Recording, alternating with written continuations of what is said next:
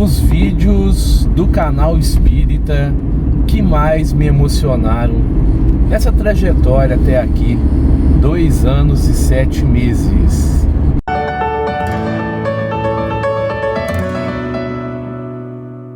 Fala, meus amigos, minhas amigas, eu sou o professor Luiz Fernando Amaral. Muito legal ter você comigo mais uma vez aqui no canal Espírita. E eu já queria pedir desculpas para vocês, pessoal, pela qualidade dessa imagem, desse som. Eu tô indo pro trabalho, agora é 6h20 da manhã e foi o horário, foi o tempo que eu consegui para gravar esse vídeo aqui hoje, tá bom? Então já queria pedir desculpas para vocês. Bom, pessoal, falar em os vídeos do canal Espírita, não tem como eu falar para vocês os vídeos que eu mais gostei, porque eu gosto de todos, né? Se não me engano, são um pouco mais de 700 vídeos, entre vídeos e lives nesse tempo, e eu me sinto muito feliz por ter sido um instrumento da espiritualidade para trazer esses vídeos para vocês. Então eu gosto de todos. Só que alguns, pessoal, alguns desses vídeos realmente nos emocionam, né? E tem alguns desses vídeos que eu me emocionei muito ao fazer. Foram vídeos que eu tive que ir parando, né, durante a gravação, porque em alguns momentos eu chegava a chorar de tanta emoção, de como esses vídeos me emocionaram. E aí eu vou trazer para vocês, então, eu vou passar para vocês um trecho deles, né, um trecho que traz a mensagem. E eu escolhi 6 desses vídeos, tá? O primeiro deles é a psicografia da nossa querida Cássia Eller, um vídeo que me emocionou muito, foi um dos primeiros vídeos aqui do canal e eu gosto muito da música da Cássia Eller. A psicografia dela verdadeiramente me emocionou, aquela mensagem dela tão profunda, né? E eu fiquei emocionado de saber que ela sofreu, porém ela já havia sido resgatada, estava feliz, foi resgatada por Cazuza. E ela fala também um pouquinho da próxima reencarnação dela, que vai ser dolorosa. Esse vídeo realmente me emocionou muito, pessoal. Depois, o vídeo sobre o Jorge, o humilde cidadão.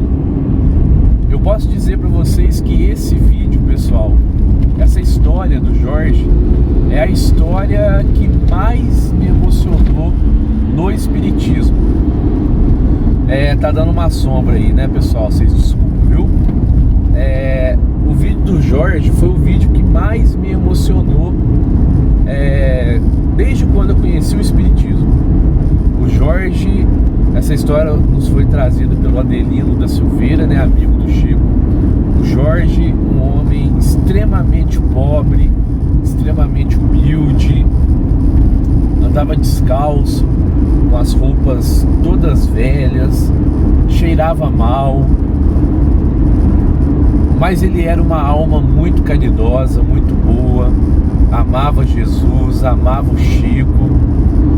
E em uma madrugada ele desencarnou sozinho, esquecido do mundo, lá no barraquinho dele, mas Jesus veio desligar ele do corpo e levar ele ao espaço. É uma história lindíssima, lindíssima. Depois, pessoal, o vídeo da psicografia do Tim Maia. Quando eu fui editar esse vídeo, pessoal, da psicografia do Tim Maia, eu tive alguns problemas na edição. Então, assim, uma edição que demoraria 1 hora para eu fazer, eu demorei uma tarde inteira. Mas mesmo com esses problemas, eu estava sentindo uma energia tão boa, mas uma energia tão boa, uma energia tão positiva. E eu fui editando lá, aí a última coisa que faltava era uma música de fundo para a hora que eu tivesse lido a psicografia. Eu li, editei, faltava só inserir a música de fundo. E eu estava com muita dificuldade para encontrar uma música. Isso nunca tinha acontecido e nunca aconteceu depois disso. Muita dificuldade. Não consegui encontrar uma música para colocar de fundo e mesmo assim uma energia muito boa. Aí eu lembro que eu falei assim: ô Tim, você poderia me dar uma ajuda para encontrar essa música, hein? E aí eu falei isso, a primeira música que eu já encontrei, nossa, vai ser essa música tá perfeita. E aí terminei de editar o vídeo ficou baixando lá do editor de vídeo, eu saí lá. Quando eu voltei, ainda sentindo aquela energia tão boa, tinha uma foto do Tim aberta no computador, que não foi eu, né, que abri, não tinha deixado ela aberta lá. Eu fiquei tão emocionado que na hora eu mandei mensagem pro Áureo. O Áureo do canal Estrada Sem Fim. O Áureo é um amigo muito querido. Eu fiquei muito emocionado de contar pra ele. E aí o Áureo falou: Luiz, você acredita que eu estava assistindo um documentário sobre o Tim Maia agora? Então, pessoal, essa psicografia do Tim Maia, esse vídeo dele me marcou muito também, me emocionou muito. Depois, pessoal, o vídeo sobre a nossa querida irmãzinha, a Ana, uma psicografia também. A Ana era uma andarilha e desencarnou e nem se deu conta que havia desencarnado. Então, após desencarnar, ela ficava ali pelos bares, ainda consumindo as bebidas, né, junto com os encarnados, até que ela é ajudada, é resgatada e ela entende que ela havia desencarnado. Foi um vídeo que me tocou muito, que me emocionou muito. Eu senti uma ligação muito grande com a Ana enquanto eu estava fazendo o vídeo. De alguma forma eu sinto que eu me conectei a ela e eu me emocionei muito mesmo com esse vídeo da nossa querida irmãzinha Ana.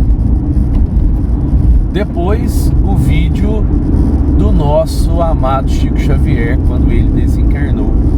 Pensa, pessoal, o Chico, ele, durante 75 anos da reencarnação dele aqui na Terra, ele só espalhou o amor, a bondade, a caridade.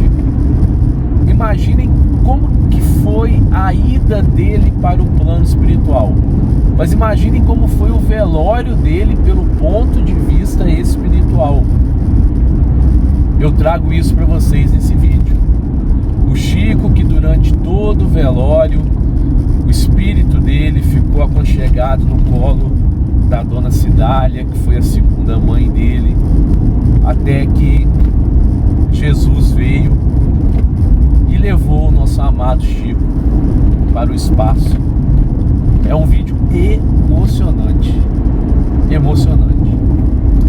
E por fim, pessoal, o sexto vídeo aqui da nossa lista,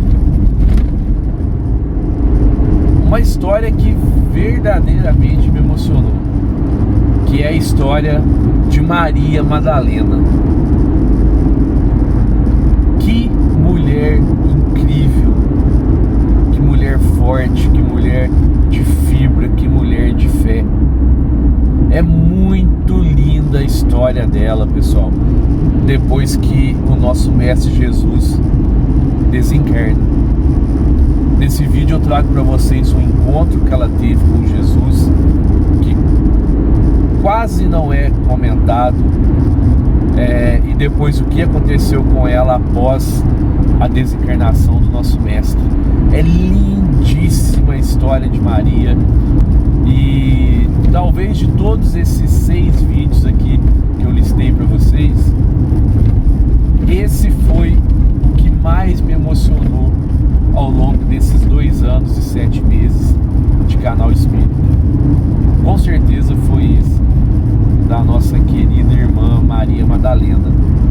Então, pessoal, psicografia da Cássia Eller, Jorge, o humilde cidadão, Tim Maia, Ana, o velório do Chico e Maria Madalena, tá? Eu vou trazer então agora para vocês esses 6 vídeos aqui no canal Espírita, aqui nesse nosso vídeo de hoje, tá? Não vou colocar aquela parte que eu me apresento, enfim, somente a parte mesmo ali do vídeo. E eu vou deixar o link para esses 6 vídeos aqui na descrição, para vocês que não assistiram, assistir eles na íntegra. Quem assistiu, assistir novamente, se emocionar comigo novamente. E aí, vou pedir para vocês, vamos fazer o seguinte, pessoal. Vocês colocam aqui nos comentários os vídeos do canal Espírita que mais emocionaram vocês. Vocês assistiram os vídeos, quais que mais emocionaram vocês?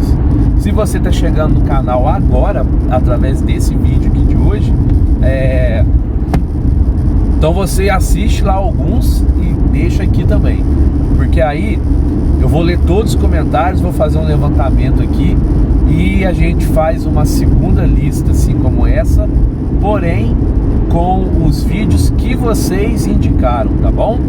Eu acho que vai ficar muito legal. E só mais uma coisinha, pessoal. Hoje é segunda-feira, 8 horas da noite, hoje é dia de Evangelho no Lar. Então hoje, 8 horas da noite, teremos o nosso Evangelho no Lar, como todas as segundas-feiras nós temos. Tá bom, pessoal? E eu queria pedir para você se inscrever aqui no canal, ativar o sininho das notificações, dá um joinha aqui nesse vídeo, compartilha, comenta, pois assim você estará ajudando na divulgação da doutrina espírita. Divulgar a doutrina espírita também é um ato de caridade.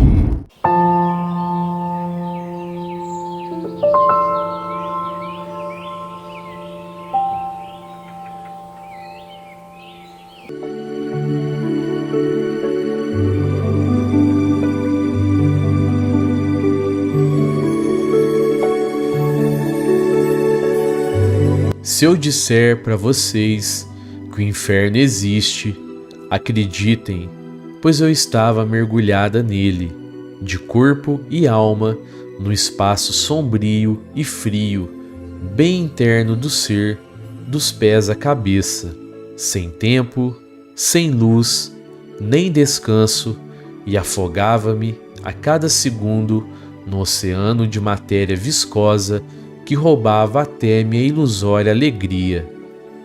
Naquele lugar não havia luz, somente nuvem cinza e chuvas com raios e trovões, gritos estridentes e desesperados, gemidos surdos, pedidos de socorro, lágrimas, desalento, tristeza e revolta.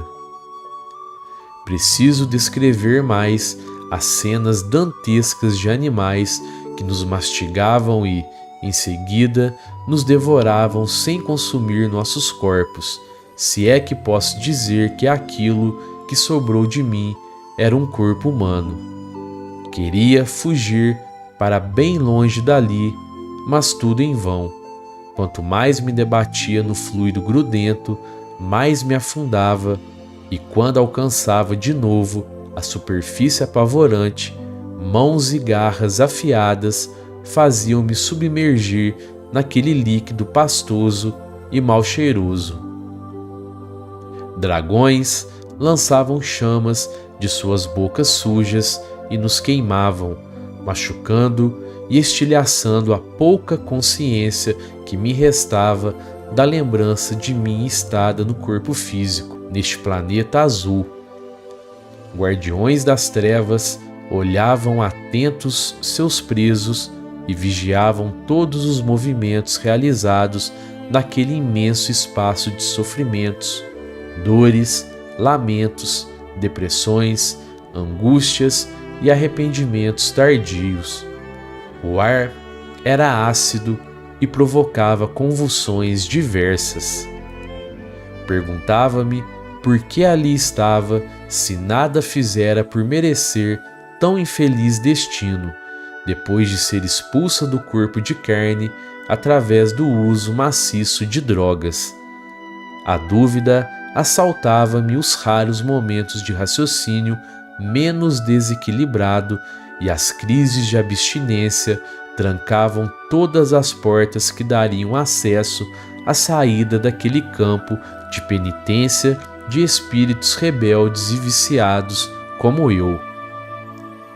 Os filmes de terror que assisti, quando encarnada, estariam ainda muito distantes dos padecimentos, pânicos, pavores e temores que ficariam para sempre registrados na minha memória mental, os piores dias que vivi até hoje, como joguete e marionete de forças que me escravizavam o ser, debilitado, fraco, desprovido de energias, suja, carente e chorosa.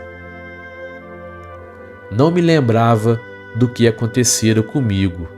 Quando o medo é maior que as necessidades básicas, a mente fica encarcerada num labirinto hipnótico e torporizante de emoções truncadas e desconectadas da realidade.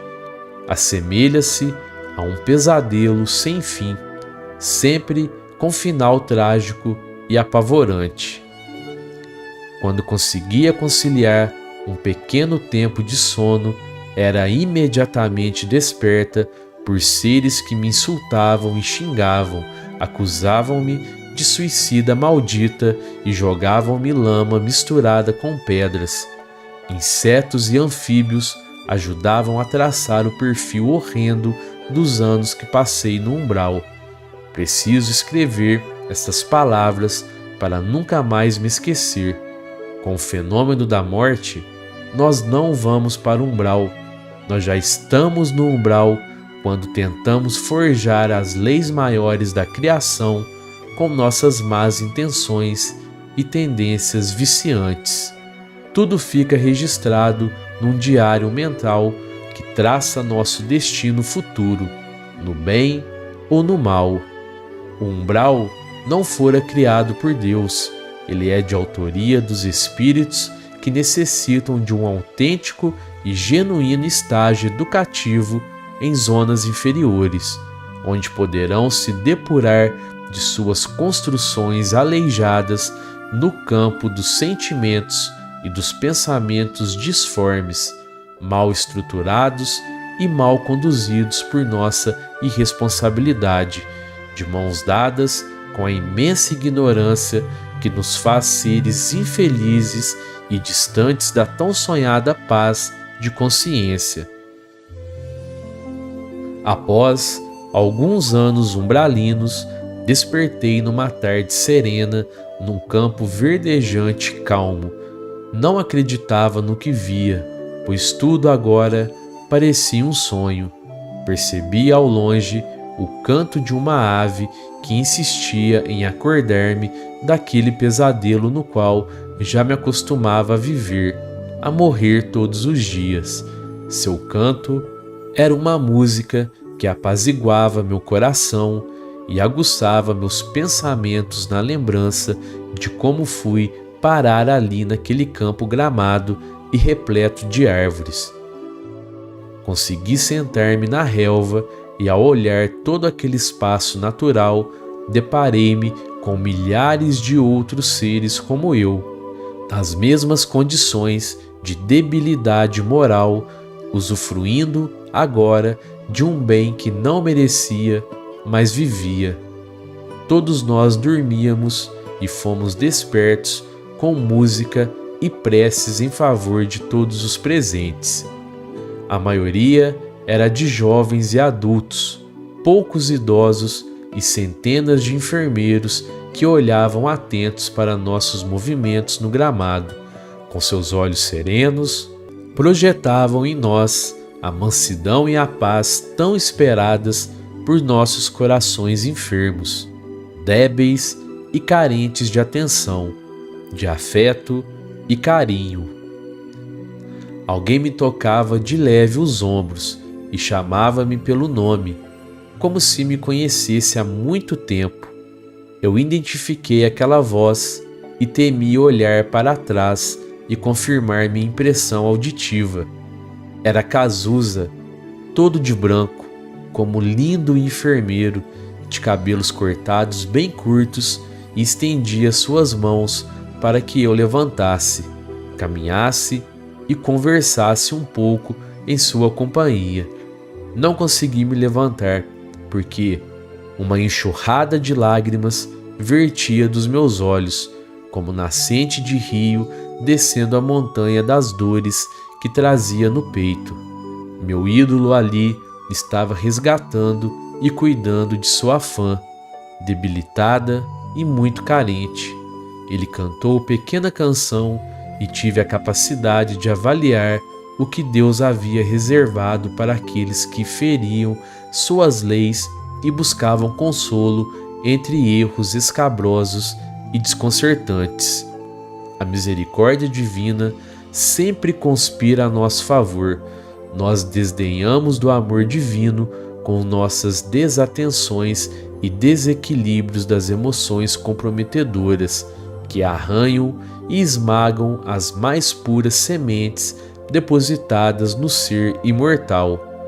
Aprendi palavras boas. Somente agora enxergo que sou espírito e que a vida continua e precisa seguir o curso natural das existências, como na roda gigante.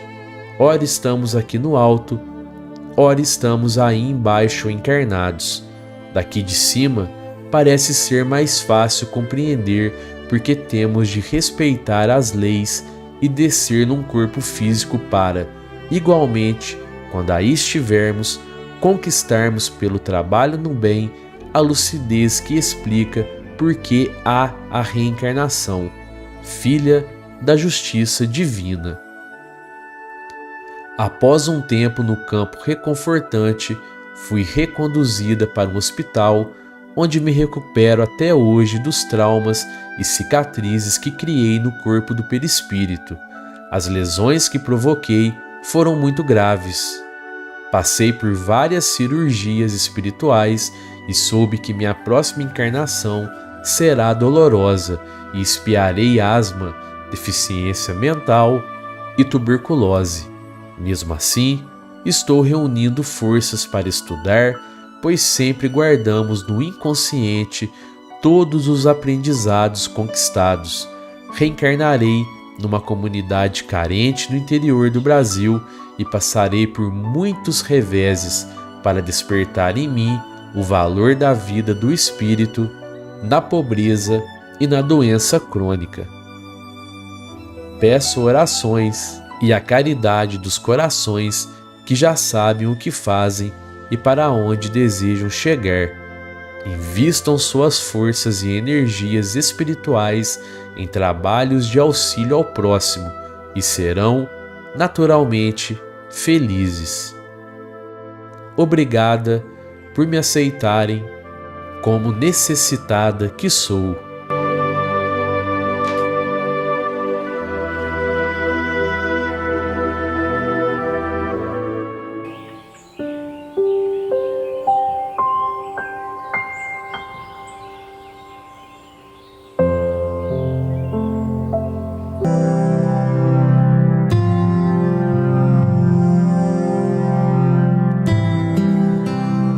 Ao longo dos anos em que ia a Uberaba, conheci muita gente. Gente boa, gente meio boa e gente menos boa. Algumas, o tempo vai apagando lentamente, mas jamais terá força suficiente para apagar de minhas lembranças a figura encantadora que vocês vão passar a conhecer. Numa daquelas madrugadas, quando as reuniões do grupo espírita da prece se estendiam até ao amanhecer, vi-o pela primeira vez. Naquelas filas quase intermináveis que se formavam para a despedida ou para uma última palavrinha ainda que rápida com Chico, ele chamou-me a atenção pela alegria com que esperava a sua vez. Vinha com passos cansados, o andar trôpego, a fisionomia abatida, mas seus olhos brilhavam à medida que se aproximava do médium. Não raro, seu contentamento se traduzia em lágrimas serenas mas copiosas. Trajes pobres, descalço, pés rachados indicando que raramente teriam conhecido um par de sapatos. Calça azul, camisa verde com muitos remendos, um paletó de casimira apertava-lhe o corpo franzino. Pele escura, cabelos enrolados e nos lábios uma ferida. Chamava-se Jorge. Creio que deve ter tomado poucos banhos durante toda a vida. Quando se aproximava, seu corpo magro, sofrido e mal alimentado exalava um odor desagradável. Em sua boca alguns raros tocos de dentes totalmente apodrecidos. Quando falava, seu hálito era quase insuportável. Ainda que alguém não quisesse, tinha um movimento instintivo de recuo. Quando se aproximava, tínhamos pressa em dar-lhe algum trocado para que ele fosse comprar pipoca, doce ou um refrigerante, a fim de que saísse logo de perto da gente.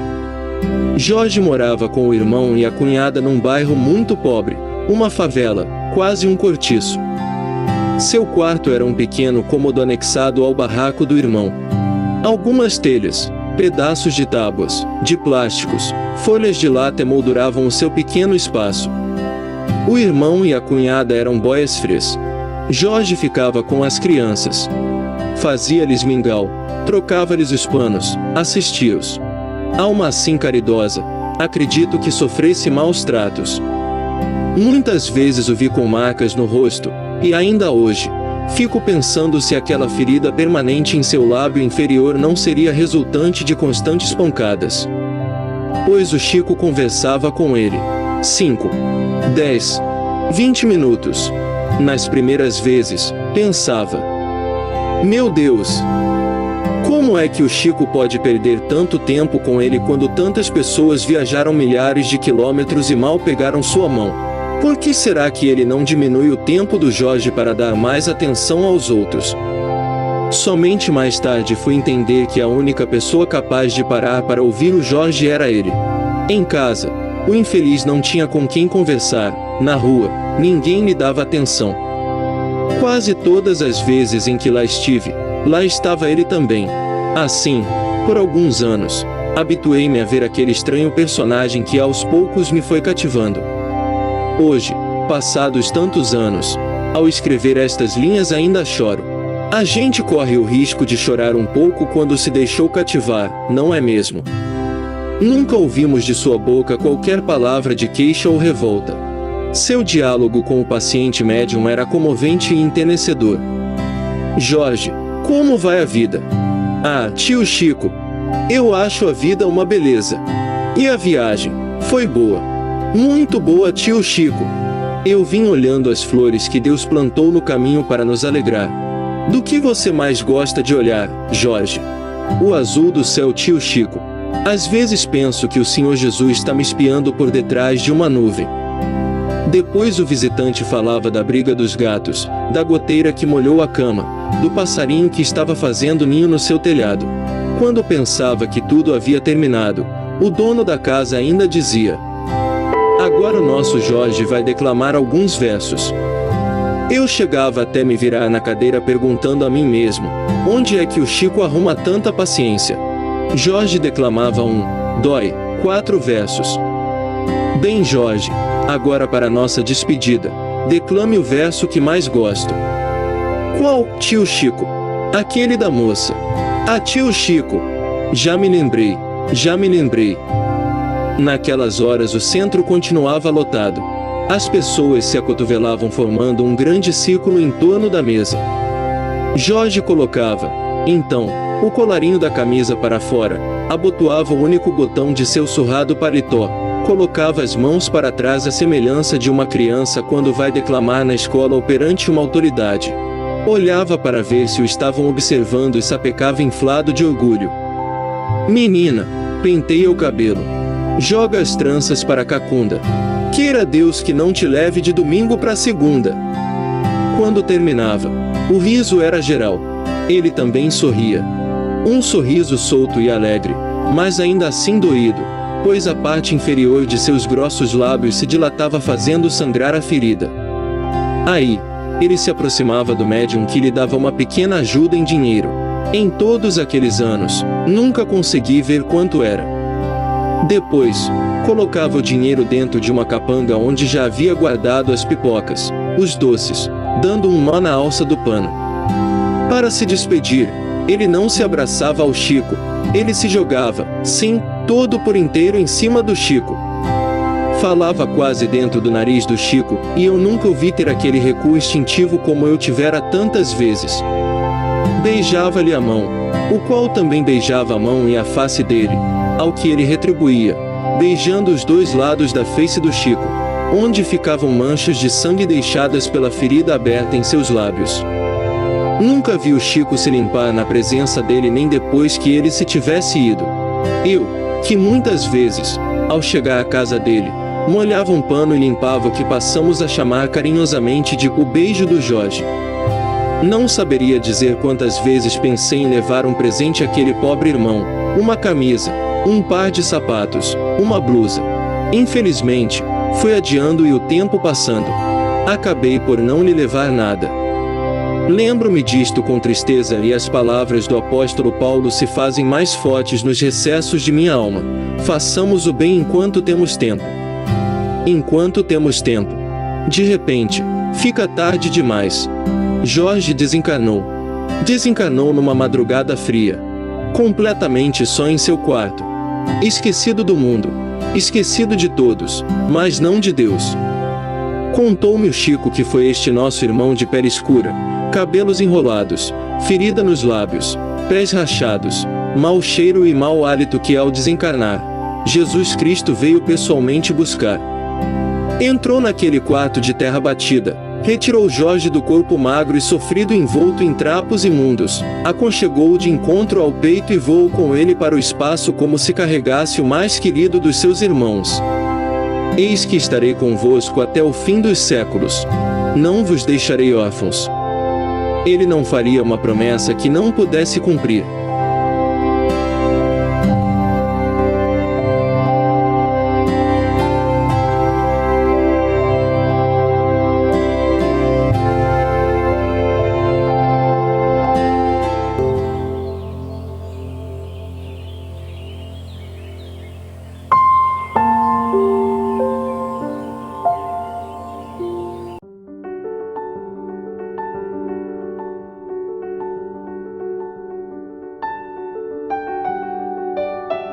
Estou aqui como convidado, mas principalmente porque a vontade de me comunicar é grande demais.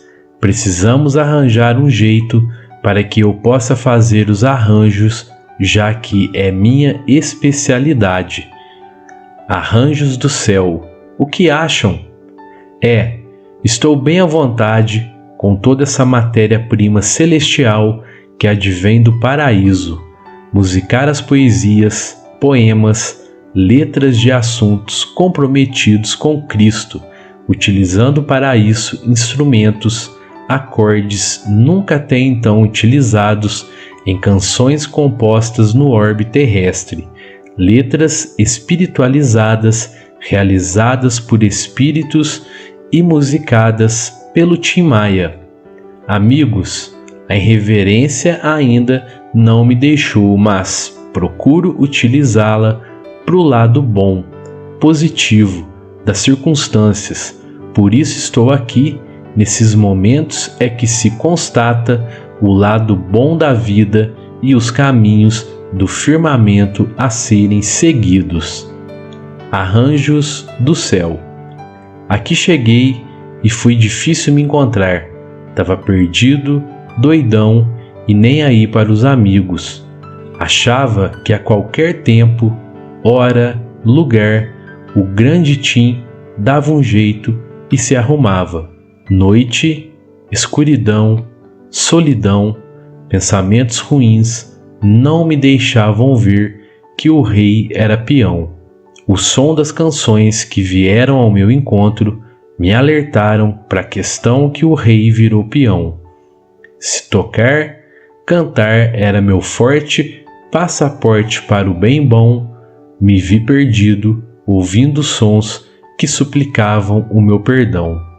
Mudanças no bater do coração, aí ficou mais fácil para mim. Os sons me levaram a pensar, esclarecer os pensamentos, acalmar meus sentimentos. Foram 1000 acordes, ou muito mais. Me identifiquei, joguei-me inteiro para Jesus e não escrevi a letra. Então, 1000 músicas compus. Sucesso, fama alcancei, mas, na minha entrada para o céu, fiz o trabalho de um menino. Organizei acordes celestiais, adicionei a letra da canção do nosso Pai. Pai nosso, que estás no céu.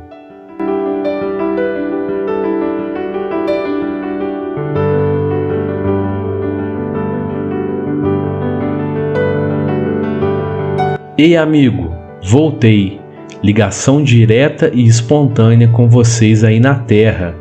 Quero lhes falar que aqui levamos uma vida normal, claro, com toda a grandeza que nos proporciona a espiritualidade, família, amigos e vida social muito ativa. Nós artistas trabalhamos muito com o público em geral. Nós trabalhamos compondo, cantando e assim será, creio, por toda a eternidade. Se os anjos cantam, quando então chegarmos lá, por que não utilizar dessa nossa vocação artística para auxiliar os espíritos que trabalham em prol de cooperar com nosso Pai, nosso irmão maior na condução das ovelhas? Claro que é um modo figurativo. Os anjos existem, são auxiliares dos espíritos evoluídos, mas estes vivem em uma dimensão ao qual tudo é fluido, a matéria é rarefeita e o amor só constrói. Nós aqui vivemos numa esfera espiritual bem próxima ao orbe terrestre e tudo é ainda muito similar ao que vivenciamos aí enquanto encarnados. E para os privilegiados, apesar de haverem outras formas, participar de um grupo como esse, ter os mecanismos que nos aproxima de mentores que habitam os planos superiores, tem um valor inestimável. E sem dúvidas, as ferramentas mais utilizadas para essa aproximação são as diversas formas de prece. Aqui, enquanto trabalhamos no grupo, muito do que escrevemos acreditamos que tenha o significado de preces, principalmente porque a forma utilizada é sempre a mentalização em tudo o que é bom para as nossas e todas as almas. Eis aqui uma canção que eu interpreto como se fazendo preces estivesse. Olho para cima, vejo Deus, vejo o Filho de Deus, vejo Jesus em sua figura singela, aquela mais bela que em nossa mente surgiu quando criança, em plena infância. Qualquer tropeço, escorregão jogando bola, indo ao chão, Jesus. Bastava pensar nele e lá vinham suas mãos nos guiando. Os meninos de rua que nas ruas viram suas vidas passarem, assim fomos crescendo, nosso amor por Jesus amadurecendo. Já adultos, agora pais, nas horas difíceis das febres ardentes, nos corpos indefesos das crianças. Mais ainda, nas almas, nos corações da gente, quem, nas horas difíceis, quase impossíveis, não buscou forças nas orações fazendo conexão com nosso irmão Jesus e, se necessário, direto com o Pai. Eu sempre gostei de me expressar, buscando o sentido melhor para quem me ouvisse pudessem assimilar algo novo e bom. É engano pensar, achar que eu, Tim Maia, em algum momento não tivesse Jesus no coração. Por isso estou aqui. Abraços, Tim Maia.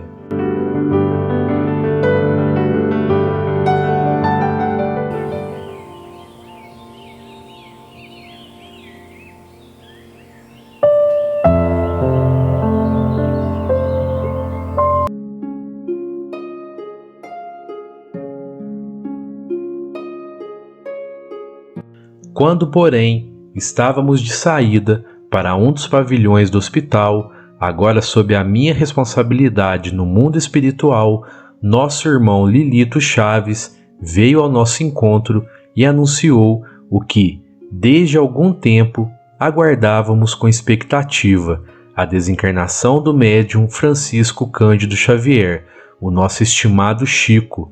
O acontecimento nos impunha rápidas mudanças de planos e, solicitando a Manuel Roberto que cuidasse do interno que me reclamava a presença, improvisamos uma excursão à crosta para saudar aquele que, após cumprir com êxito a sua missão, retornava à pátria de origem.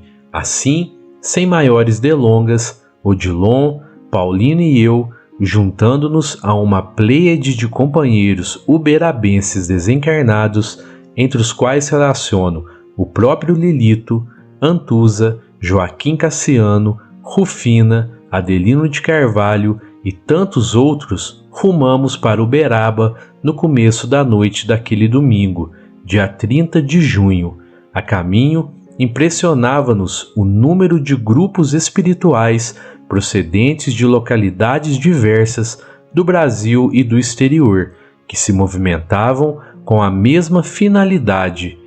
Todos estávamos profundamente emocionados e, mais comovidos ficamos quando, estacionando nas vizinhanças do Grupo Espírita da Prece, onde estava sendo realizado o velório, com o corpo exposto à visitação pública, observamos uma faixa de luz resplandecente que, pairando sobre a humilde casa de trabalho do médium, a ligava às esferas superiores às quais não tínhamos acesso. Conversando conosco, Odilon observou: embora evidentemente já desligado do corpo, nosso Chico, em espírito, ainda não se ausentou da atmosfera terrestre. Os benfeitores espirituais que, durante 75 anos, com ele serviram a causa do Evangelho, estarão, com certeza, à espera de ordens superiores para conduzi-lo à região mais alta. De nossa parte, permaneçamos em oração, buscando reter conosco as lições deste raro momento. Aproximando-nos quanto possível, notamos a formação de duas filas imensas, constituídas de irmãos encarnados e desencarnados, que reverenciavam o companheiro recém-liberto do jugo opressor da matéria. Eram espíritos, no corpo e fora dele, extremamente gratos a tudo que haviam recebido de suas mãos, a vida inteira dedicadas à caridade, nas mais fiéis vivências do amai-vos uns aos outros, mães e pais que, por ele haviam sido consolados em suas dores, filhos e filhas que puderam reatar o diálogo com os genitores saudosos, escrevendo-lhes comoventes páginas do outro lado da vida, famílias desvalidas com as quais repartir o pão, doentes que confortar agonizantes em seus leitos, religiosos de todas as crenças que, respeitosos, lhe agradeciam o esforço sobre-humano em prol da fé na imortalidade da alma. Não registramos nas imediações, é bom que se diga, um só espírito que ousasse se aproximar com intenções infelizes. Os pensamentos de gratidão e as preces que lhe eram endereçadas formavam um halo de luz protetor que tudo iluminava num raio de 5 quilômetros. Porém, essa luz amarelo brilhante contrastava com a faixa de luz azulínea que se perdia entre as estrelas no firmamento. A cena era grandiosa demais para ser descrita e desafiaria a inspiração do mais exímio gênio da pintura que tentasse retratá-la.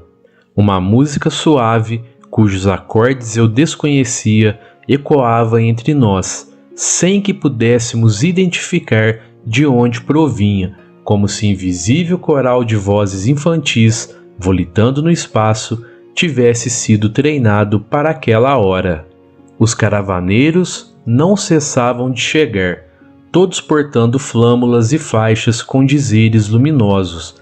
creio sinceramente que, em nosso plano, jamais houve uma recepção semelhante a um espírito que tivesse deixado o corpo após finda a sua tarefa no mundo, com exceção do Cristo e de um ou outro luminar da espiritualidade. Ninguém houvera feito jus ao aparato espiritual que se organizara em torno do desenlace de Chico Xavier.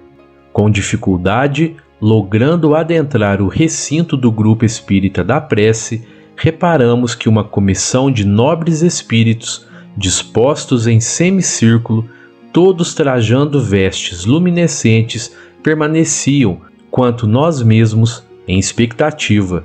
Odilon sussurrou-me ao ouvido: Inácio, estas são as entidades que trabalharam com ele na chamada Coleção de André Luiz. São os mentores das obras que o nosso André reportou para o mundo no desdobramento do Pentateuco kardeciano: Clarencio, Aniceto, Calderaro, Aulus e tantos outros. E aqueles que estão imediatamente atrás, indaguei. São alguns representantes da família do médium e amigos fiéis de longa data. E onde estão Emmanuel, nosso Dr. Bezerra de Menezes e Eurípides Barçanufo? Porventura ainda não chegaram? Devem estar, respondi, cuidando da organização. Ao lado de seu corpo inerte, nosso Chico, segundo a visão que tive, me parecia uma criança ressonando, tranquila, no colo de um anjo transfigurado em mulher, fazendo-me recordar de imediato a imagem de Pietà, a famosa escultura de Michelangelo. Quem é ela? Perguntei. Trata-se de Dona Cidália, a sua segunda mãe. E Dona Maria João de Deus? Ao que estou informado, esclareceu Odilon, encontra-se reencarnada no seio da própria família. E seu pai, o Sr. João Cândido, está em processo de reencarnação, seguindo os passos da primeira esposa. Adiantando-se, nosso Lilito indagou: Odilon, na sua opinião, por que o Chico está parecendo uma criança? Ele necessita se refazer, pois o seu desgaste, como nós não ignoramos, foi muito grande, mormente nos últimos anos da vida física. Nosso Chico carece de se desligar completamente. Perderá, no entanto, a consciência de si? É evidente que não. O seu verdadeiro despertar acontecerá gradativamente, à medida em que se recupere da luta sem tréguas que travou. Aliás, a espiritualidade superior, nos últimos 3 anos, vinha trabalhando para que a sua transição ocorresse sem traumas, tanto para a imensa família espírita que o venera, quanto para ele próprio. Inúmeras caravanas e representações continuavam chegando, formando extensas filas que se postavam paralelas às filas organizadas pelos nossos irmãos encarnados, a comparecerem ao velório para render a Chico Xavier merecidas homenagens. Dezenas e dezenas de jovens, coordenados por Augusto César e Jair Presente, dentre outros, formavam grupos especiais que vinham recebê-lo no limiar da nova vida, gratos por ter sido ele o seu instrumento de consolo aos familiares na terra, quando se viram compelidos à desencarnação.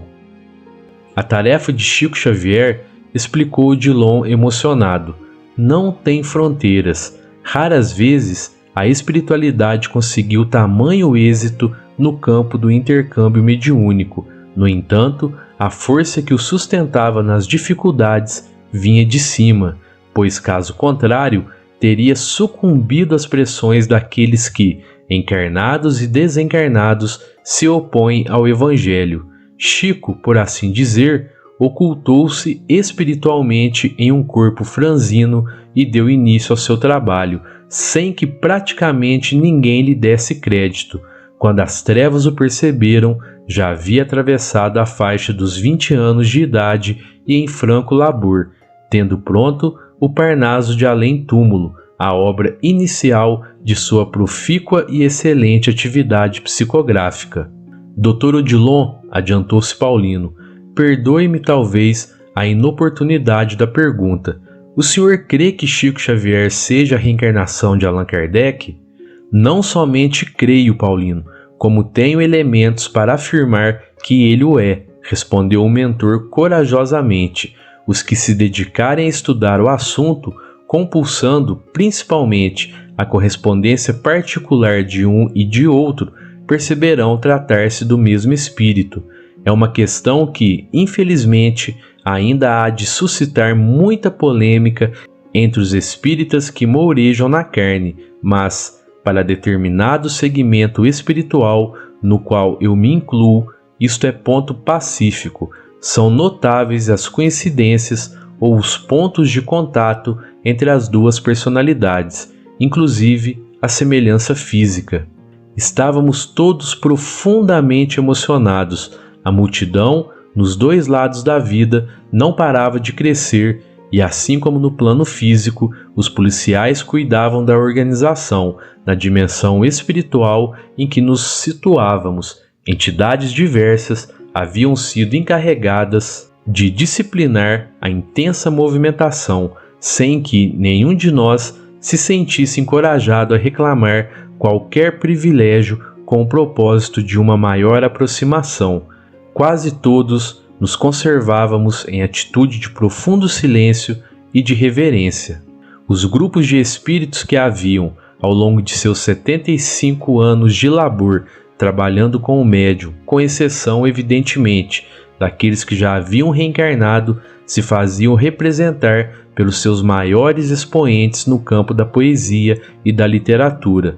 Próximas à Cidália, em cujos braços Chico Xavier descansava, à espera de que o cortejo fúnebre partisse, conduzindo os seus restos mortais, notei a presença de algumas entidades femininas que eu não soube identificar. Quem são? Perguntei a Odilon, que era um dos poucos dentre nós com plena liberdade de movimentar-se. Aquelas 4 primeiras são as nossas irmãs Meimei, Maria Dolores, Sheila e Alta de Souza. As demais são corações maternos agradecidos que, em uma ou outra oportunidade, se expressaram pela mediunidade psicográfica do nosso Chico. Quem estará na coordenação do evento? Insisti, ansioso por maiores esclarecimentos. O Dr. Bezerra de Menezes e Emmanuel, assessorados diretamente por José Xavier, respondeu. José Xavier? Sim, o irmão do médium, que está conduzindo um grupo de espíritos amigos de Pedro Leopoldo e região. Quando Chico se transferiu para a cidade de Uberaba, em 1959, os seus vínculos afetivos com a sua terra natal não se desfizeram. Os espíritas que constituíram o Centro Espírita Luiz Gonzaga sempre se sentiram membros de uma única família.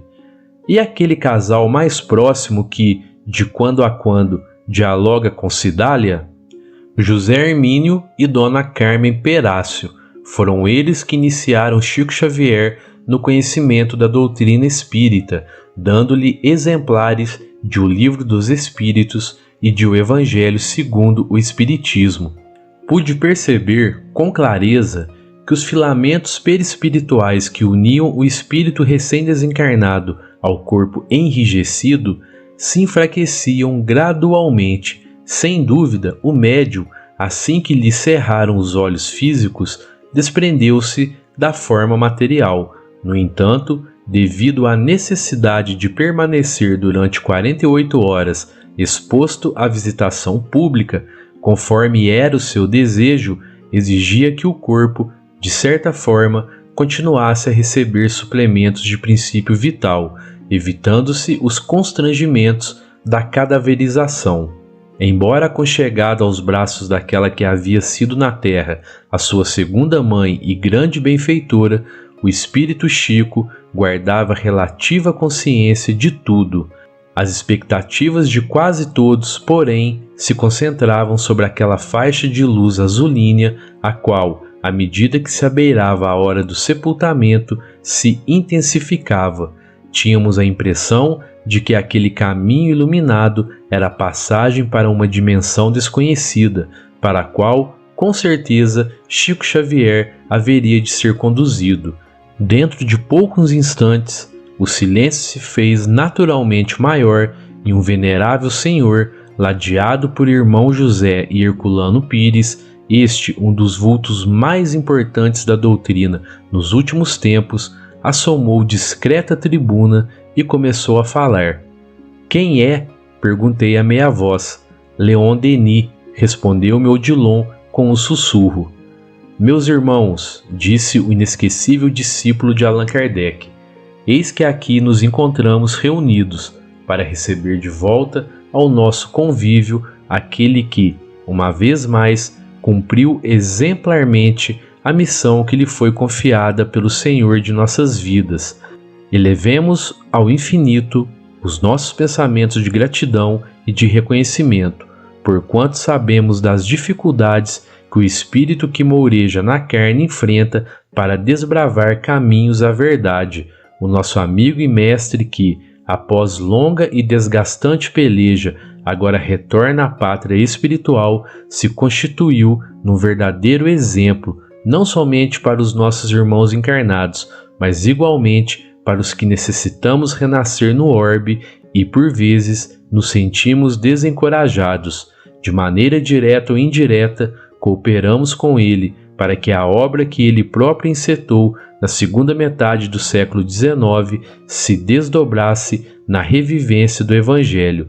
A semente espalhada por suas mãos germinou prodigiosamente e não apenas no campo da bibliografia espírita, que se enriqueceu sobremodo desde o 8 de julho de 1927 e, mais especificamente, o ano de 1932, com a publicação de Parnaso de Além Túmulo pela Federação Espírita Brasileira. Promovendo ligeira pausa, o eloquente tribuno prosseguiu. Muitos de nós, os que nos equivocamos nos caminhos do mundo, prevalecemos-nos das faculdades mediúnicas do nosso irmão para, anonimamente por vezes, não nos omitirmos de todo na grande obra. Todavia, não mais podemos sonegar as nossas mãos no cultivo de abençoada sementeira da crença e no ideal, simbolicamente com o desenlace do Mestre, que viemos saudar em seu regresso triunfal, o esquema traçado pela espiritualidade superior e que se colocou em prática ao longo de mais de 7 décadas, agora se desmonta. As tendas espirituais que foram armadas ao seu redor se levantam e, para que não nos transformemos em nômades no além, devemos começar a planejar o nosso retorno à vida física, dando sequência à tarefa que nos era cômodo desempenhar deste outro lado da vida. Um ciclo se encerra, mas outro deve começar. Esqueçamos caprichos de ordem pessoal e, embora atrelados à lei do karma, que nos reclama o espírito para inevitável resgate, assumamos o compromisso de servir, a exemplo de Allan Kardec ou Chico Xavier, o iluminado espírito que em 2 existências consecutivas consolidou para a humanidade os princípios da fé raciocinada. Passados alguns instantes da alocução proferida por Leon Denis, perfumada aragem começou a soprar, balsamizando o ambiente. De onde será que provinha aquele suave perfume que, aos poucos, se intensificava, impregnando-nos o corpo espiritual? Tínhamos a impressão de que, caindo de esferas resplandecentes, aquele orvalho celeste, constituído de diminutos flocos luminosos, antecedia o momento em que o espírito de Chico Xavier seria conduzido à ignota região da vida sem fim. Quando o fenômeno a que tento me referir se fez mais evidente, algumas explosões começaram a ocorrer na extensa faixa de luz azulínea que, agora, ia mudando de tonalidade, como se um arco-íris se estivesse materializando diante dos nossos olhos. Gradativamente, 5 entidades foram se fazendo visíveis para nós, tangibilizando-se no pequeno espaço que me parecia reproduzir a abençoada estrebaria em Belém. Os 5 espíritos que não posso lhes dizer que tenham assumido forma propriamente humana, foram sendo identificados por nós. Eram Bezerra de Menezes, Emmanuel, Eurípides Barçanufo, Veneranda e Celina, a excelsa mensageira de Maria de Nazaré. Diante da estupenda visão, todos sentimos ímpetos de nos ajoelharmos. Muitos efetivamente se ajoelharam, com os olhos banhados de lágrimas. Bezerra de Menezes, Emmanuel e Eurípides Barçanufo estavam, por assim dizer, mais humanizados. No entanto, Veneranda e especialmente Celina nos pareciam dois anjos alados, falenas divinas que se tivessem metamorfoseando apenas para que pudéssemos vê-las.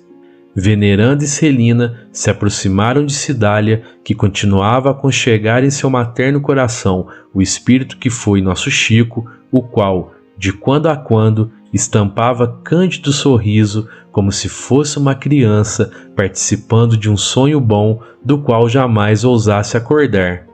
O silêncio reinante era de tal ordem que, aos nossos ouvidos, a voz inarticulada da natureza nos parecia uma sinfonia. De minha parte, confesso-lhes que eu nunca tinha ouvido a música dos astros e nem podia imaginar que o próprio silêncio tivesse voz. A faixa de luz azulínea, que se transformara no arco-íris, ainda se mostrava mais viva e todos permanecíamos na expectativa do que não sabíamos pudesse acontecer. Direcionando os sentidos, quis ver, naquela hora, como os preparativos para o féretro estavam desenvolvendo-se no plano físico e, justamente, quando começou a ser entoada a canção Nossa Senhora e os nossos irmãos começaram a movimentar-se, dando início ao cortejo, uma luz indescritível, descendo por aquele leque iluminado que ligava a terra ao infinito, a faixa de luz que ali se instalara logo após ter sido armado o velório no grupo espírita da prece, uma luz que, para mim, era muito superior à luz do próprio sol e que me acionava a memória para a lembrança da visão que Paulo teve do Cristo às portas de Damasco, repetiu com indefinível ternura: Vinde a mim, todos os que andais em sofrimento e vos achais carregados, eu vos aliviarei. Tomai sobre vós o meu jugo e aprendei de mim, que sou manso e humilde de coração, e achareis descanso para as vossas almas, porque o meu jugo é suave e o meu fardo é leve. Aquela extraordinária visão que sequer povoava os meus sonhos mais remotos de espírito devedor, estendeu dois braços humanos reluzentes e, quando notei que o Chico em espírito se transferia dos braços de Cidália para aqueles braços que o atraíam, digo-lhes que, desde quando fui beneficiado com o laureal da razão, não tenho recordação de jamais ter chorado tanto. Aquela luz que se humanizava parcialmente para que pudéssemos vê-la, estreitou Chico Xavier ao peito e depositou-lhe um ósculo santo na fronte e, em seguida, partiu, levando consigo, despedindo-se com inesquecível sorriso dos que continuavam presos ao abismo, sentenciados pelo tribunal da consciência culpada. Foi Odilon que, depois de muito tempo, conseguiu falar, comentando conosco: eu sempre que lia as páginas do Velho Testamento ficava intrigado e colocava em questão a narrativa de que o profeta Elias fora conduzido ao céu por um carro de fogo. Agora sei que não se tratava de força de expressão ou algo semelhante. Os nossos Lilito Chaves e Paulino Garcia estavam de rostos voltados para o chão e tivemos que levantá-los, tentando fazer com que parassem de chorar compulsivamente. Um grande vazio se fez após e, gradativamente, a faixa de luz foi se recolhendo de baixo para cima, à medida em que o cortejo celestial se retirava. Quando veríamos Chico Xavier novamente? Era a pergunta que nos fazíamos, através dos olhares que permutávamos, para onde ele teria sido conduzido. No entanto, se ignorávamos as respostas às indagações que formulávamos, não pairava entre nós qualquer dúvida de que o Espírito glorificado se fizera buscar pelo próprio Cristo e, tão desolados quanto os nossos irmãos encarnados haviam ficado, começamos a tentar esboçar algum diálogo.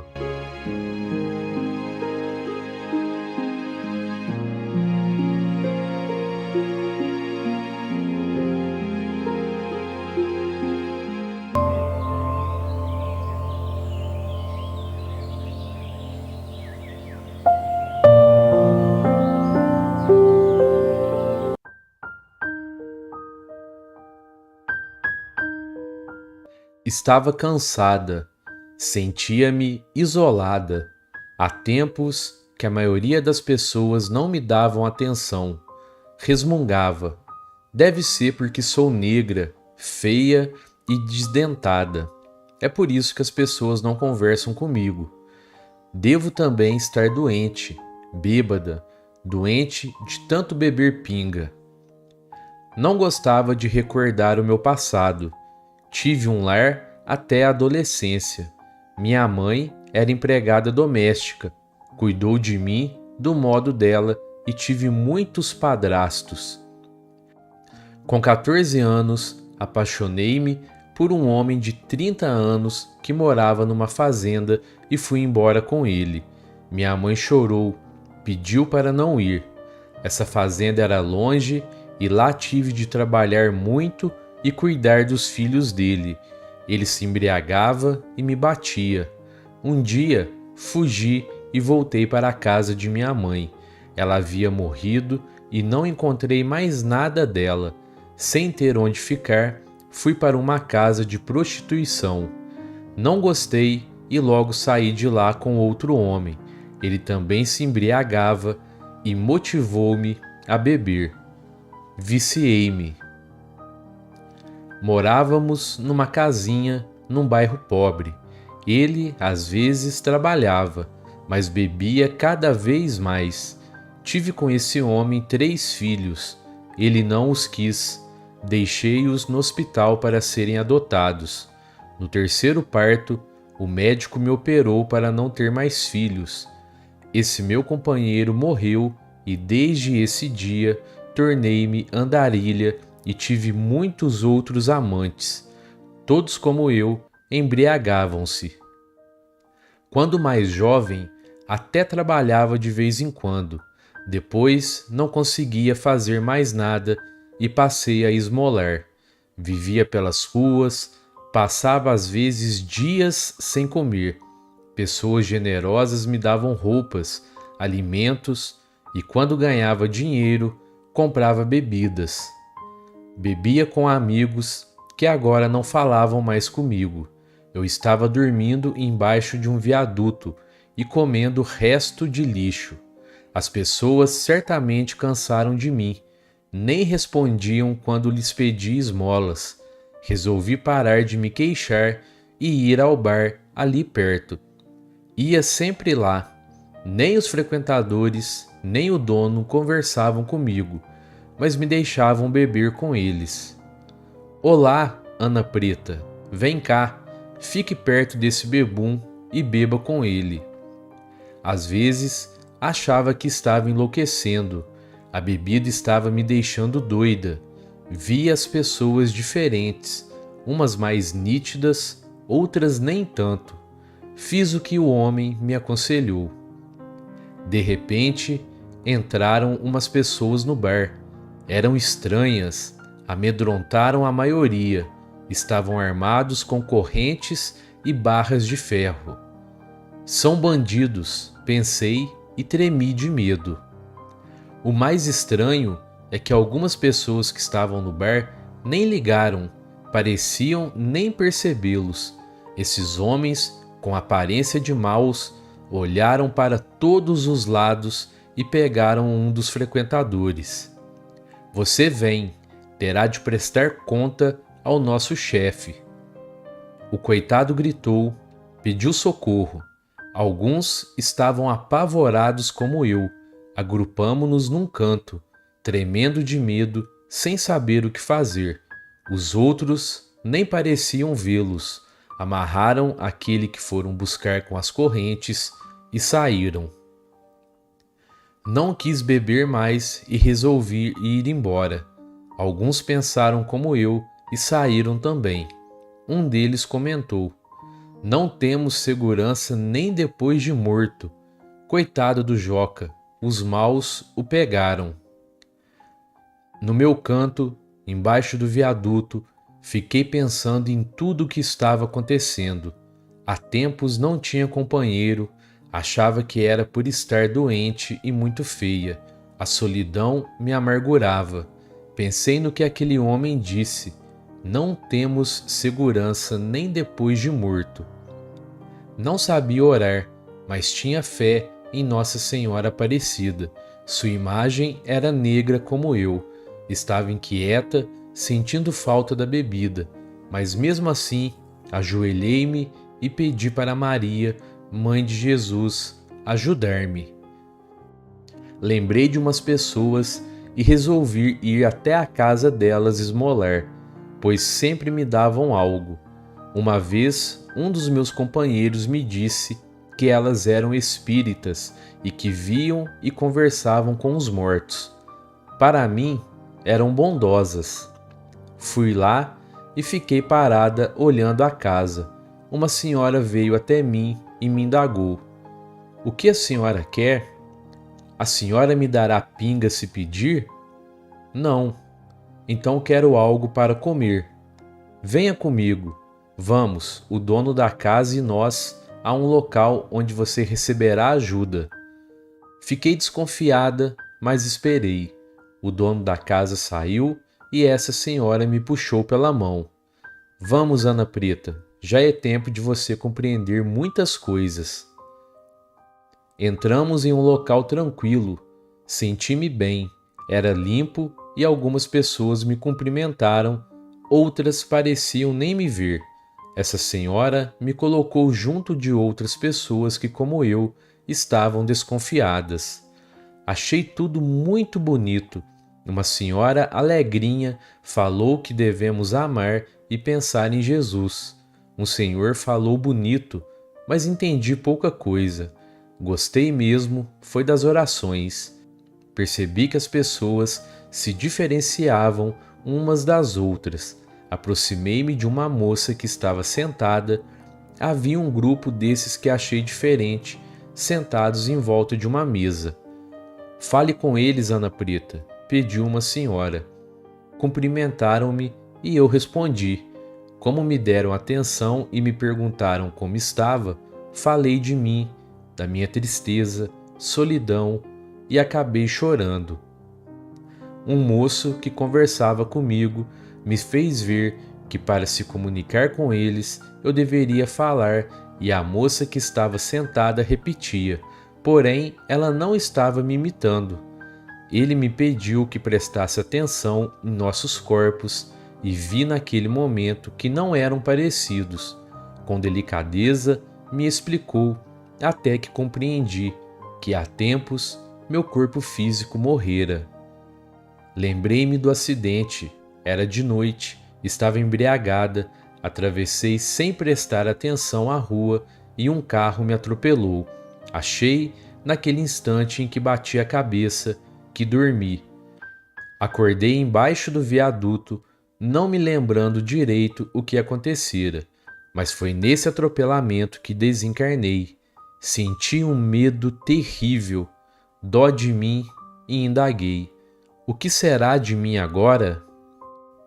Diante daquelas pessoas soube, então, que alguns estavam encarnados e outros desencarnados. Todos, porém, eram bondosos e me ofereceram ajuda. Tranquilizei-me e aceitei o convite de ficar com eles. Fui levada a um hospital. Tinha um forte reflexo do corpo físico, das doenças e uma vontade imensa de beber. Havia bebido tanto na minha vida encarnada, viciando-me de tal forma que, para me livrar dessa vontade, tive de fazer um longo tratamento. Nesse período em que estive no hospital, estudei e aprendi a trabalhar, fazendo limpeza no local que me abrigava. Quando terminei o tratamento, pedi para ajudar as pessoas que se embriagavam. Foi-me explicado que não estava preparada para isso, que deveria fazer outro trabalho. Fui ser útil na escola, fazendo limpeza, e me dei muito bem. Hoje sou chamada somente de Ana e meu aspecto está bom. Estou limpinha, sadia e alegre. Até chorei de emoção quando o Sr. Antônio Carlos me convidou para contar às pessoas o que senti quando desencarnei. Como narrei, no instante em que meu corpo físico morreu, não senti nada, estava embriagada e fiquei por anos vivendo e ignorando esse acontecimento. Foi somente numa reunião espírita de desobsessão que vinha saber que mudara de plano e que necessitava aprender a viver na espiritualidade. Foi difícil para eu me livrar da vontade de me embriagar, mas quando pela compreensão livrei-me dos meus vícios, do reflexo do corpo físico, tornei-me muito feliz. Ana.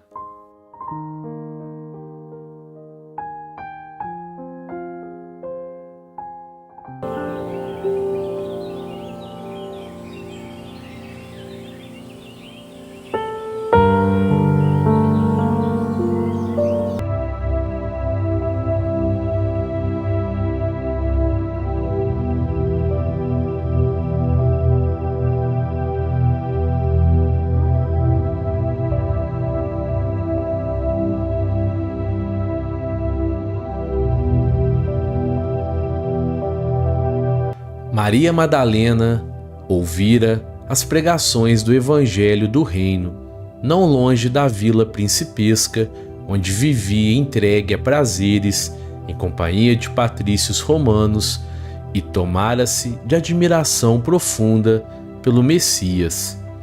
Que novo amor era aquele apregoado aos pecadores singelos por lábios tão divinos? Até ali caminhara ela sobre as rosas rubras do desejo, embriagando-se com o vinho de condenáveis alegrias. No entanto, seu coração estava sequioso e em desalento. Jovem e formosa, emancipara-se dos preconceitos férreos de sua raça. Sua beleza lhe escravizara aos caprichos de mulher, aos mais ardentes admiradores, mas seu espírito tinha fome de amor. O profeta Nazareno havia plantado em sua alma novos pensamentos. Depois que lhe ouvira a palavra, observou que as facilidades da vida lhe traziam agora um tédio mortal ao espírito sensível. As músicas voluptuosas não encontravam eco em seu íntimo. Os enfeites romanos de sua habitação se tornaram áridos e tristes. Maria chorou longamente, embora não compreendesse ainda o que pleiteava o profeta desconhecido. Entretanto, seu convite amoroso parecia ressoar-lhe nas fibras mais sensíveis de mulher. Jesus chamava os homens para uma vida nova. Decorria uma noite de grandes meditações e antes do famoso banquete em Naim, onde ela ungiria publicamente os pés de Jesus com os bálsamos perfumados de seu afeto, notou-se que uma barca tranquila conduzia a pecadora a Cafarnaum. Dispusera-se a procurar o Messias, após muitas hesitações. Como a receberia o Senhor na residência de Simão? Seus conterrâneos nunca lhe haviam perdoado o abandono do lar e a vida de aventuras. Para todos, era ela a mulher perdida que teria de encontrar a lapidação na praça pública. Sua consciência, porém, lhe pedia que fosse. Jesus tratava a multidão com especial carinho. Jamais lhe observara qualquer expressão de desprezo para com as numerosas mulheres de vida equivocada que o cercavam. Além disso, sentia-se seduzida pela sua generosidade. Se possível, desejaria trabalhar na execução de suas ideias puras e redentoras. Propunha-se a amar como Jesus amava, sentir como seus sentimentos sublimes. Se necessário, saberia renunciar a tudo, que lhe valiam joias, as flores raras, os banquetes suntuosos, se ao fim de tudo isso conservava sua sede de amor. Envolvida por esses pensamentos profundos, Maria Madalena penetrou o umbral da humilde residência de Simão Pedro, onde Jesus parecia esperá-la, tal a bondade com que a recebeu num grandioso sorriso. A recém-chegada sentou-se com indefinível emoção a estrangular-lhe o peito. Vencendo, porém, as suas mais fortes impressões, assim falou, em voz súplice, feitas as primeiras saudações: Senhor, ouvi a vossa palavra consoladora e venho ao vosso encontro. Tendes a clarividência do céu e podeis adivinhar como tenho vivido. Sou uma filha do pecado. Todos me condenam. Entretanto, mestre, observai como tenho sede do verdadeiro amor. Minha existência, como todos os prazeres, tem sido estéril e amargurada. As primeiras lágrimas lhe borbulharam dos olhos, enquanto Jesus a contemplava com bondade infinita. Ela, porém, continuou: Ouvi o vosso amoroso convite ao Evangelho. Desejava ser das vossas ovelhas, mas será que Deus me aceitaria? O profeta Nazareno fitou-a, enternecido, sondando as profundezas de seu pensamento, e respondeu bondoso: Maria, levanta os olhos para o céu e regozije no caminho, porque escutaste a boa nova do reino e Deus te abençoa as alegrias. Acaso poderias pensar que alguém no mundo estivesse condenado ao pecado eterno? Onde então o amor de nosso Pai está? Nunca viste a primavera das flores sobre uma casa em ruínas? As ruínas são as criaturas humanas, porém as flores são as esperanças em Deus. Sobre todas as falências e desventuras próprias do homem, as bênçãos paternais de Deus descem e chamam. Sentes hoje esse novo sol a iluminar-te o destino. Caminha agora sob a sua luz, porque o amor cobre a multidão dos pecados. A pecadora escutava o mestre, bebendo-lhes as palavras. Homem algum havia falado assim a sua alma incompreendida. Os mais levianos lhe pervertiam as boas inclinações. Os aparentemente virtuosos a desprezavam sem piedade. Envolta em pensamentos confortadores e ouvindo as referências de Jesus ao amor, Maria acentuou levemente: No entanto, Senhor, tenho amado e tenho sede de amor. Sim, redarguiu Jesus, tua sede é real. O mundo viciou todas as fontes de redenção e é imprescindível compreenda que em suas sendas a virtude tem de marchar por uma porta muito estreita. Geralmente, um homem deseja ser bom como os outros, ou honesto como os demais, olvidando que o caminho onde todos passam é de fácil acesso e de marcha sem edificações. A virtude no mundo foi transformada na porta larga da conveniência própria. Há os que amam os que lhe pertencem ao círculo pessoal, os que são sinceros com seus amigos, os que defendem seus familiares, os que adoram os deuses do favor. O que verdadeiramente ama, porém, conhece a renúncia suprema a todos os bens do mundo e vive feliz na sua senda de trabalho para o difícil acesso às luzes da redenção. O amor sincero não exige satisfações passageiras que se extinguem no mundo com a primeira ilusão. Trabalha sempre sem amargura e sem ambição, com os júbilos do sacrifício. Só o amor que renuncia sabe caminhar para a vida suprema. Maria o escutava embevecida, ansiosa por compreender inteiramente aqueles ensinos novos. Interrogou atenciosamente: só o amor pelo sacrifício poderá saciar a sede do coração? Jesus teve um gesto afirmativo e continuou: somente o sacrifício contém o divino mistério da vida. Viver bem é saber oferecer-se em sacrifício. Acreditas que o mundo pudesse manter o equilíbrio próprio tão só com os caprichos antagônicos e por vezes criminosos dos que se elevam à galeria dos triunfadores? Toda a luz humana vem do coração experiente e brando dos que foram sacrificados.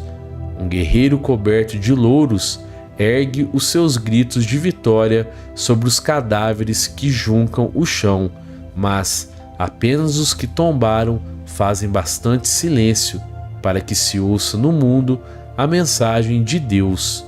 O primeiro pode fazer a experiência para um dia, o segundo constrói a estrada definitiva na eternidade. Na tua condição de mulher, já pensaste no que seria o mundo sem as mães exterminadas no silêncio e no sacrifício? Não são elas as cultivadoras do jardim da vida, onde os homens travam a batalha? Muitas vezes o campo florido se cobre de lama e sangue. Entretanto, na sua tarefa silenciosa, os corações maternais não desesperam e reedificam jardins da vida, imitando a providência divina que lhe espalha sobre um cemitério os lírios perfumados de seu amor. Maria Madalena, ouvindo aquelas advertências, começou a chorar, a sentir no íntimo o deserto da mulher sem filhos. Por fim, exclamou: desgraçada de mim, Senhor, que não poderei ser mãe. Então, atraindo-a brandamente a si, o mestre acrescentou: e qual das mães será maior aos olhos de Deus? A que se devotou somente aos filhos de sua carne, ou a que se consagrou pelo Espírito aos filhos das outras mães? Aquela interrogação pareceu despertá-la para meditações mais profundas. Maria sentiu-se amparada por uma energia interior diferente que até então desconhecera. A palavra de Jesus lhe honrava o espírito, convidava a ser mãe de seus irmãos em humildade, elevando-se com os bens supremos das mais elevadas virtudes da vida. Experimentando radiosa felicidade em seu mundo íntimo, contemplou o Messias com os olhos nevoados de lágrimas e, no êxtase de sua imensa alegria, murmurou comovida: Senhor, doravante renunciarei a todos os prazeres transitórios do mundo para adquirir o amor celestial que me ensinastes. Acolherei como filhas as minhas irmãs no sofrimento. Procurarei os infortunados para aliviar-lhes as feridas do coração. Estarei com os aleijados e leprosos. Nesse instante, Simão Pedro passou pelo aposento, demandando o interior, e a observou com certa estranheza.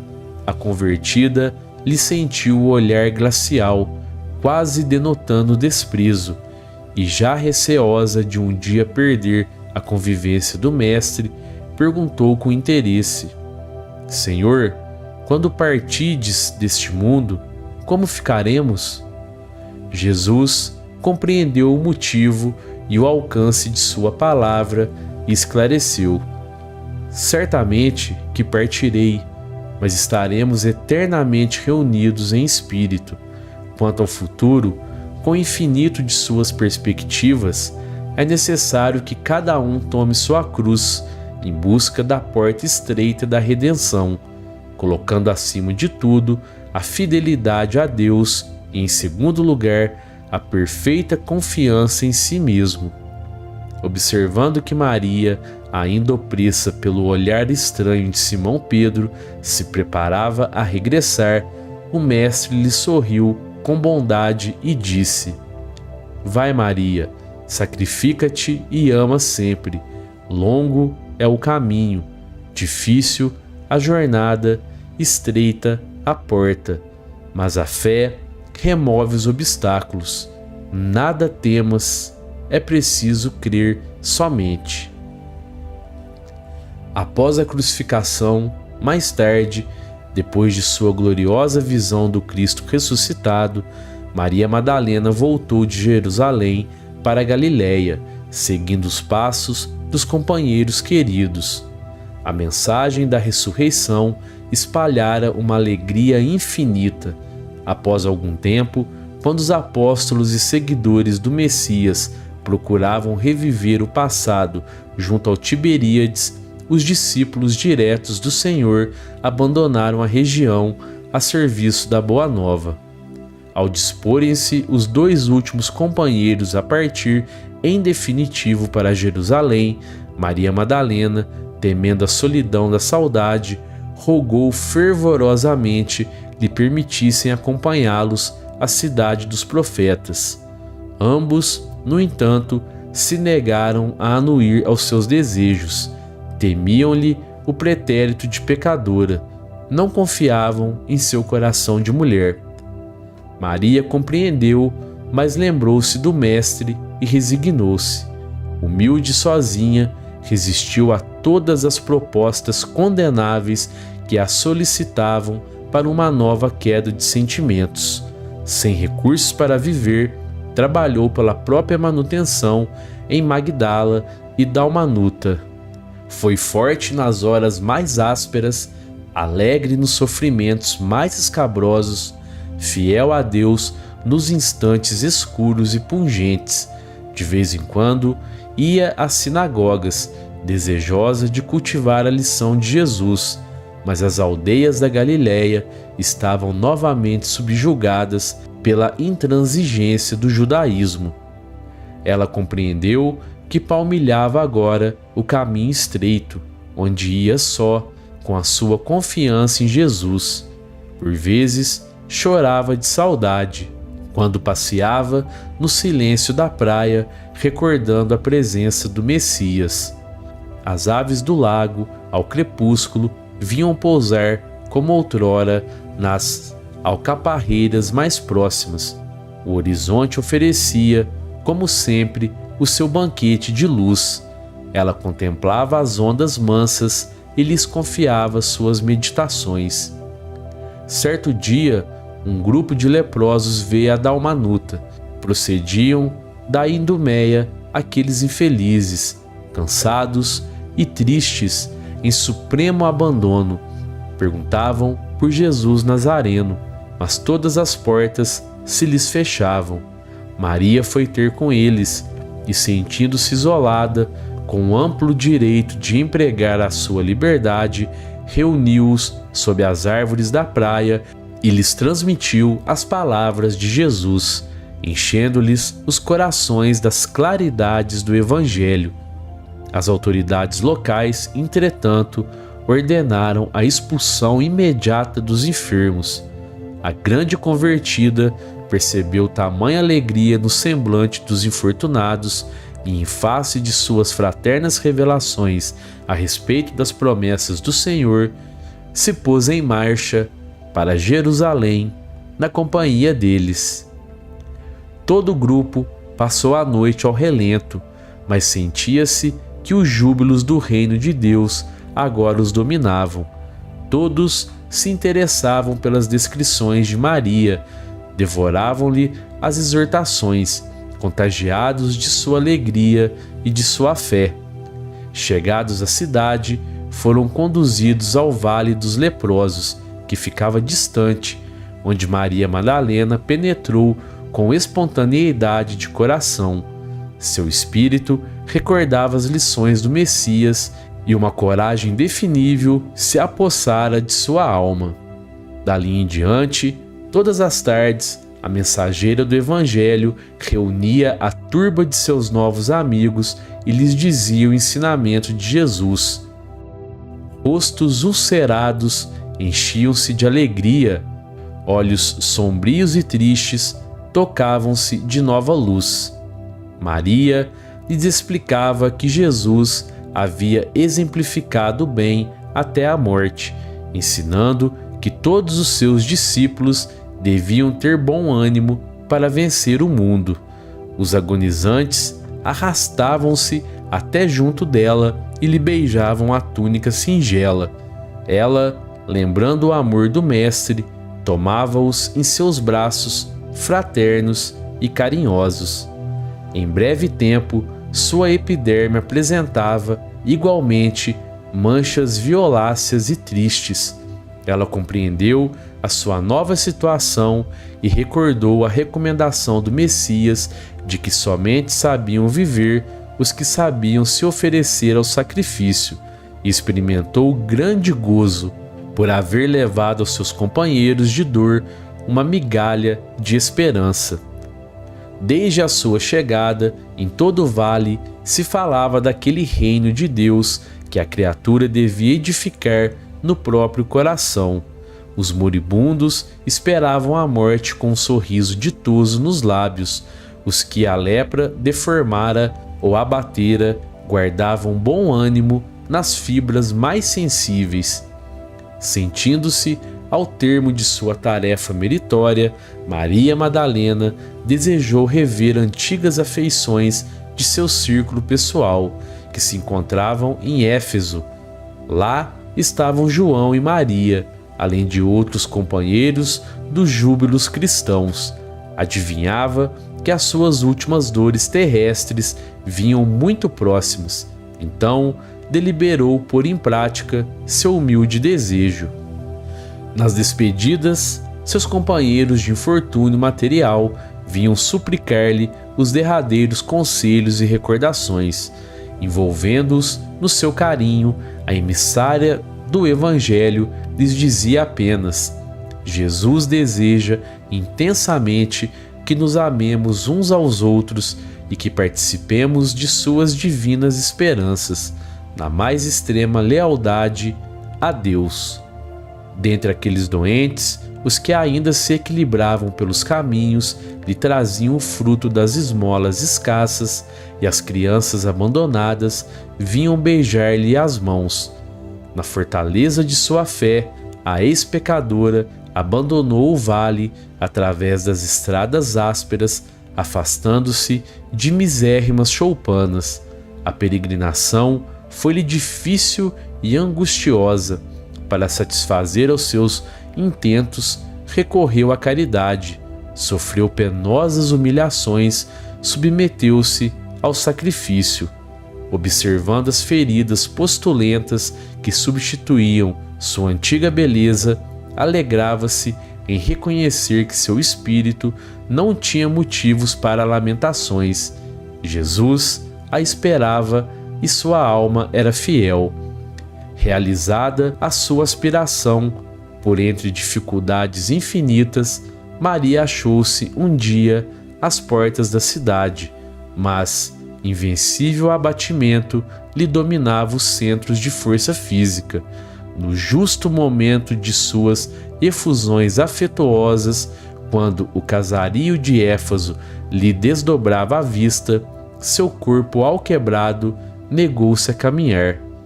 Modesta família de cristãos do subúrbio recolheu-a a uma tenda humilde. Caridosamente, Madalena pôde ainda rever amizades bem caras, consoante seus desejos. Entretanto, por largos dias de padecimentos, debateu-se entre a vida e a morte. Uma noite, atingiram o auge as profundas dores que sentia. Sua alma estava iluminada por brandas reminiscências e, não obstante seus olhos se acharem selados pelas pálpebras entumecidas, via com os olhos da imaginação o lago querido, os companheiros de fé, o mestre bem-amado. Seu espírito parecia transpor as fronteiras da eternidade radiosa. De minuto a minuto, ouvia-lhes um gemido surdo, enquanto os irmãos de crença lhe rodeavam o leito de dor com as preces sinceras de seus corações amigos e desvelados. Em dado instante, observou-se que seu peito não mais arfava. Maria, no entanto, experimentava consoladora sensação de alívio. Sentia-se sob as árvores de Cafarnaum e esperava o Messias. As aves cantavam nos ramos próximos e as ondas sussurrantes vinham beijar-lhes o pé. Foi quando viu Jesus aproximar-se, mais belo que nunca. Seu olhar tinha um reflexo do céu e o semblante trazia um júbilo indefinível. O mestre estendeu-lhe as mãos e ela se prosternou, exclamando como antigamente: Senhor! Jesus recolheu-a brandamente nos braços e murmurou: Maria, já passaste a porta estreita, amaste muito. Vem, eu te espero aqui.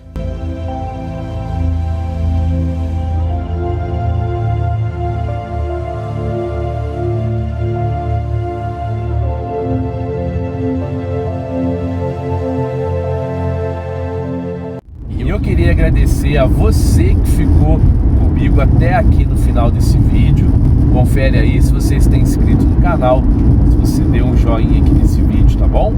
Um fraterno abraço a todos e que assim seja!